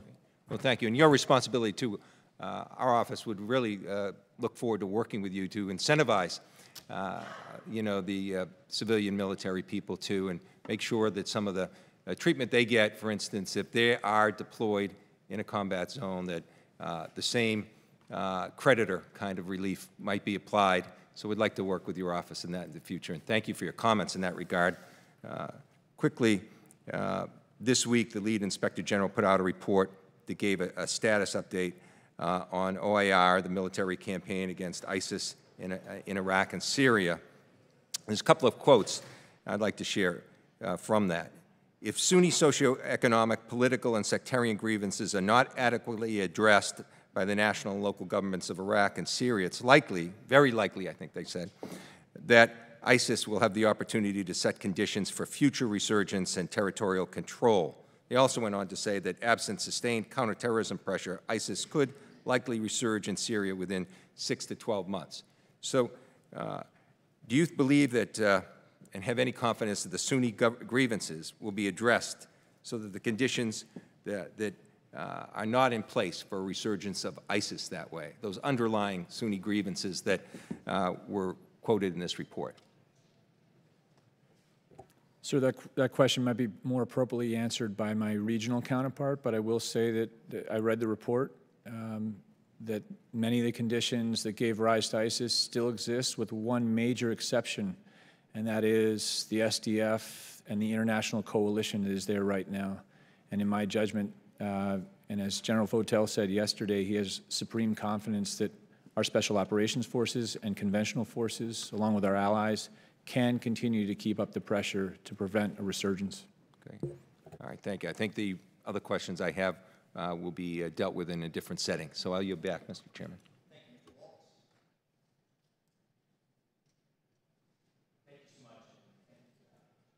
There we go. Thanks so much for coming today. Appreciate your time. I'm struck by your title here of the handout.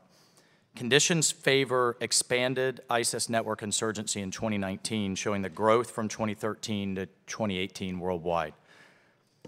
Would you agree that the statement that ISIS may be defeated as a caliphate in Iraq and Syria, but is not defeated as a movement? Yes, sir, I do agree with that. Okay. Would you, and I think I've heard you say, and I'm a Green Beret by background, so I certainly buy into this, that by, with, and through is kind of the operative strategy for defeating ISIS, particularly in Syria? Yes, sir. Okay. So with is a key term there, and as I understand the pullout strategy, we will no longer be with our allies on the ground. Is that correct? We will not be co-located, sir. Yeah. So I heard you mention remote advise and assist. And I think reference that was successful in the past. I don't know that I would agree with that statement, that it was successful under the Obama administration, hence why we had such a burgeoning caliphate in the first place. So can you explain to me how we plan to conduct remote advise and assist, and if we need to take this in the other setting, that's fine. Sir, I would prefer we take this in the other setting, and both General Hecker and I can directly address this question. Okay. Would you just agree then that it is more effective to be with on the ground from an airstrike capability, from understanding who's who in the human terrain, and just generally being more effective? Is it more effective to be with than to not be with? Congressman, it is much more effective to be co-located with your partners. Okay. So is the objective now, as you understand the strategy, to withdraw or to win and to stabilize that region so that we no longer suffer attacks in the United States and with our allies? Which is the strategic objective, to get out or to be successful? The strategic objective is to prevent an attack on the homeland, even from this region and from Syria. The order we've been given is a deliberate withdrawal while continuing the fight in the MERV. Even though we're more effective, though, with and on the ground. So we now have a less effective means to achieve that objective. Do you agree with that statement? I mean, we will not be effective remotely as we will on the ground with a small force presence. Sir, militarily, we will be less effective. Okay, great. Separately, related to Syria, but separately, the Idlib pocket, where al-Qaeda still has a presence. What is our counterterrorism strategy for affecting al-Qaeda and degrading and continue the destruction of al-Qaeda in that pocket? Congressman, that is a very important question that we need to take to a close setting. Got it. Would you say that Turkey has the same counterterrorism, counterinsurgency, military capability as the United States? No, Congressman. Okay, so we have two questions here. We have Turkey's will to take on ISIS, which I would submit Turkey is much more concerned with the Kurds than with ISIS. But then we also have the capability. And if you look at the geography down in the MERV, the Euphrates River Valley, where ISIS remains, all the way in the southern part of Syria, and then Turkey in the north, would you say that Turkey, in your military opinion, that Turkey has the ability, the capability to destroy and to keep ISIS suppressed in that pocket? Not without help. With whose help? Either our help or other allies' help. Okay. Separately, just my time remaining to Afghanistan, the Afghanistan-Pakistan border, spent a little bit of time there. Half the world's terrorist organizations still exist there. Do you think the Taliban have the capability, assuming that we buy into the fact that they have the will, do they have the capability to keep ISIS and Al-Qaeda out of Afghanistan? When you say out, zero? No. Well, But training to keep 'em camps, the contained- ability to then stage attacks on the United States and West. Is the Taliban, setting the will aside, which I think is highly debatable, do they have the capability, the military capability, if they renounce those groups, to then keep them suppressed? I think, assuming the government has come together and you now have Taliban as well as the ANSOF and ANA, and they're all working together. Big assumption. Which is a huge... Sorry, we're going to have to cut this off and maybe continue and close. Don't want to get to other members. Mr. Kim? Thank you. Yes, thank you so much. I appreciate everything that you said so far. I just wanted to delve into a few things. Certainly, with the loss of physical space that ISIS has had in Iraq and Syria, that is one measure of progress, but we know never to underestimate the threat that is faced. I remember in the early days of Operation Inherent Resolve, General Dempsey at the time often always talked about an enduring security, that was the goal this time, that during my lifetime, we've had 3 wars in Iraq every 12 years of my life. How do we make sure that this is one that's going to be an enduring security going forward? That we measure this only by whether or not it's our last war in Iraq as the benchmark for success. On that front, you talked about in your written statement that Operation Inherent Resolve provides an excellent template for future operations. While I agree that certainly that could be the case for when we face a crisis situation as we did in 2013, 2014, we hope that we're not in that kind of situation again where it requires that level of terrorist threat before we take some actions of that magnitude. Now, what got us in that situation in the first place was the failure to prevent these types of crises. Now, what I saw was both the rapid rise of ISIS, but also the rapid attrition and degradation of the skills and capabilities of the Iraqi security forces from all levels, including some of the most high-performing elements like the Counterterrorism Service, the CTS. So while I certainly think the train, advise, assist mission that we've engaged in has been successful in bolstering up those capabilities, what I still don't understand is what is the long-term goal and what are we trying to get towards so that we can ensure that there's going to be an enduring security that doesn't require a constant train, advise, assist physical presence on the ground. So I wanted to ask, what are we doing differently this time? What does success look like for us when it comes to the train, advise, assist to make sure that those skills don't degrade and degrade?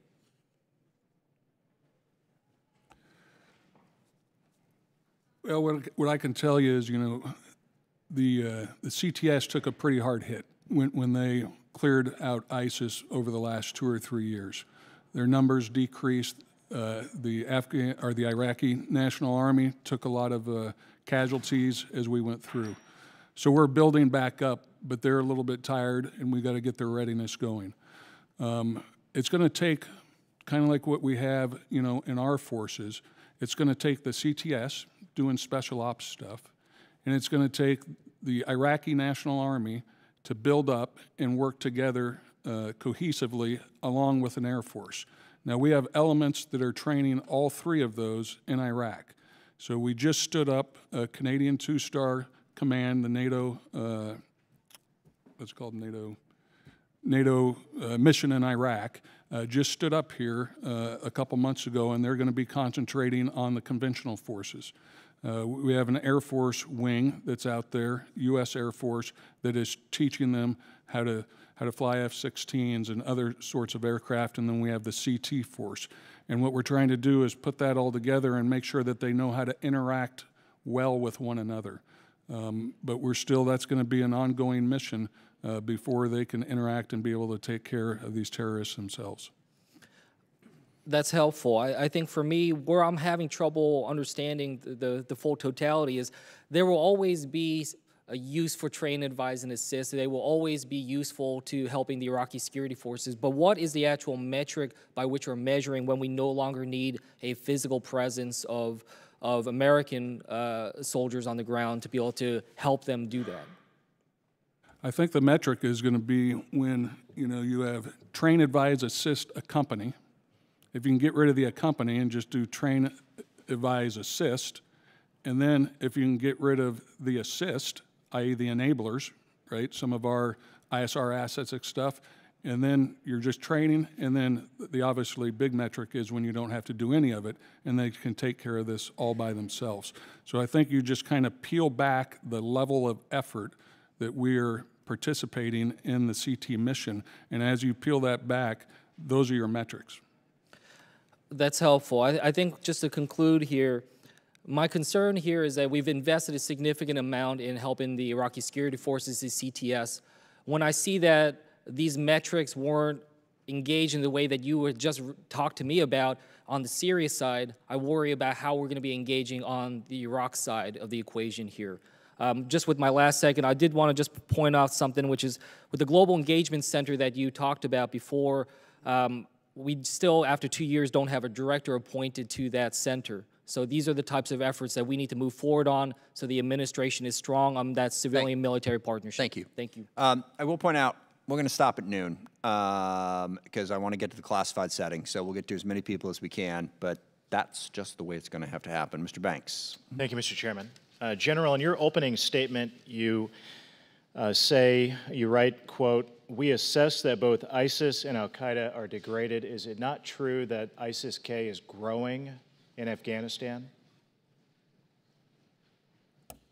I don't have indications they're growing. In the classified session, I can give you the current numbers that I think that we have in Afghanistan, but I will tell you that the al-Qaeda numbers in Afghanistan are extremely low. But ISIS-K, you can't state ISIS-K. for the record whether or not ISIS-K is growing in Afghanistan? I have not seen that. It's well reported that ISIS-K is growing in Afghanistan? Yeah. You don't agree with that? I would agree that it's been stated about Mr. West, would you agree that ISIS-K is growing in Afghanistan today? Sir, on balance, if we subtract their casualties or our estimated casualties that we've inflicted on them from their numbers a couple of years ago, I think the answer is yes. Okay. Do we believe that ISIS-K potentially poses a threat to the homeland? The intelligence community believes that, yes, sir.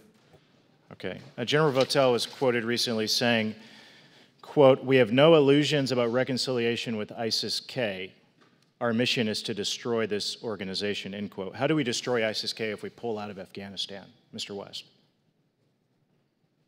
Sir, first, we've received no orders to pull out of Afghanistan, and our CT mission there remains exactly the same, which is focus and ruthless focus on ISIS-K and al-Qaeda. General, can you describe the threat that ISIS-K poses that makes them different from the Taliban? Their tactics are pretty ruthless. We see some of the things that they do. They like high-profile attacks. They like to go to downtown Kabul and take a suicide bomber and get as many civilians around them as they can and blow themselves up. Is it easy to speculate that if we did draw down substantially or pull out of Afghanistan, that ISIS-K would pose a greater threat to the stability of Afghanistan than the Taliban? I think it depends under, what metric we withdraw and what reconciliation efforts Ambassador Khalilzad was able to make. I think if we have a united Taliban with the forces that we've been building up along, and they choose, big if, right? But if they choose to take on ISIS, I think there is a time in the future where we could see them, keeping ISIS at bay. Mr. West, would you agree with that? I think that's a question for intelligence community as well, sir. I'm not as well informed on the issues or implications, and I think that requires some speculation to answer that well. Okay, I understand you haven't received orders to withdraw from Afghanistan or to substantially draw down, but there's been a lot of, you would agree that appears to be the way forward that this administration is forecasting. Could you not agree, though, that would be a dangerous path forward if ISIS-K is growing with the nature of the threat that they pose to not just the stability of Afghanistan, but as a threat to the homeland? The way I would articulate it is that a significant or sudden drawdown of our counter-terror ability or footprint would be a risk. Okay, thank you. I yield back. Thank you, gentlemen, for being here this morning. I just want to follow up on our earlier question about the radicalization. We know these terrorist groups have done very well at using technology, basically the internet, to push forth their propaganda and to recruit. So just can you give me some information on what we're doing to prevent the recruitment of new members and the radicalization of individuals online? Congressman, I'd be happy to give you that information in the closed session. I think there have been a couple other questions along that line, and I can give you some specifics. All right. Thank you. I yield back my time. Thank you very much. Thank you, gentlemen. Appreciate your work. We know that we have had the degradation of ISIS in Syria and Iraq, and that is very encouraging. But as we have heard, that those ISIS fighters are going across the world. And I was in the Philippines last year and very concerned with the growth of the foreign fighters there and the ISIS growing. We know that in 2017, an ISIS-affiliated group took over the city of Marawi for 5 months. And just last month, we had a suicide bombing that killed 20 people, wounding 100 more in the Philippines. So can you speak to the department's assessment of ISIS' current operational capacity in the Indo-Pacific region, and then address what the DoD partnership building efforts are in that state? Yes, Congresswoman, from a DoD perspective, this is a very big problem because this franchise, for lack of a better term, that's grown up, some of it formed from the former Abu Sayyaf, but now affiliating themselves with ISIS, has taken the tactic of suicide bombing and employed it. This is a very difficult tactic to combat, and it does require the same basic template that we've begun to use the world over, which is a local partnership, some fiscal authorities, but then some presence of U.S. forces to help them target and track, because this is now happening at both a group level but also an individual level in terms of what we might call here lone wolf attacks. Would you say that the ISIS involvement there and presence is increasing or decreasing? Do you think we're getting a handle on this, or is this just burgeoning out of control? Congresswoman, the intelligence, my intelligence counterparts are better informed. I would say we don't know whether we're at the outset of what will be a long-term trend in terms of the migration of this ideology and an end state where you have folks committing attacks on a regular basis. Okay, great. Just switching gears, ISIS grew due to very active recruitment efforts, which I'm looking forward to hearing what we're doing to counter some of the social media recruitment. But also there was a real problem at the beginning with financing. I believe the report that we were given $30 million a month in revenue ISIS was bringing in there initially, and now it's down to $1.2 million a month in 2018, if I read that right. But what is the status of the financing? Because that was certainly a concern that helped fuel their rapid expansion there initially. So how successful are we on cutting off their financing? Where's it coming from? And what are we doing to target that? Congresswoman, are you particularly talking about the financing in the Philippines? No, just ISIS in general. Just ISIS in general? Yes. Okay.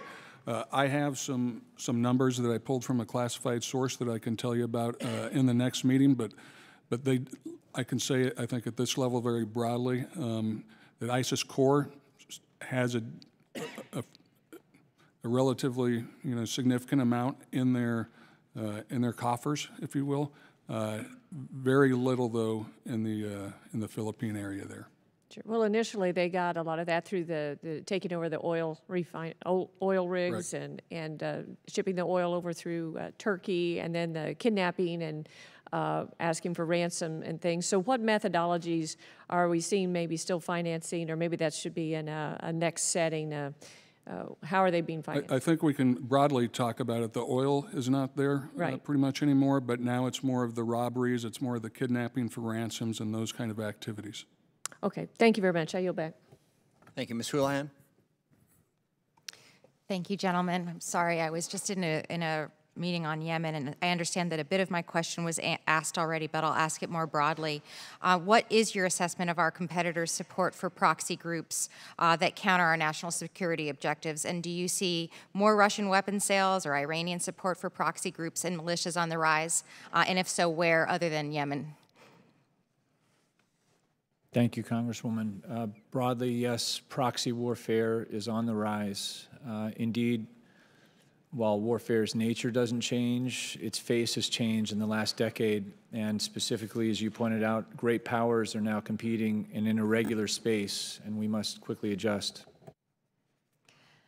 And my second question has to do with whether or not you see either a rise in competition or an increase in competition between al-Qaeda and ISIS, and is that contributing in Africa to any sort of anxiety that you have that there will be an increased influence of groups like terrorist groups like ISIS and al-Qaeda?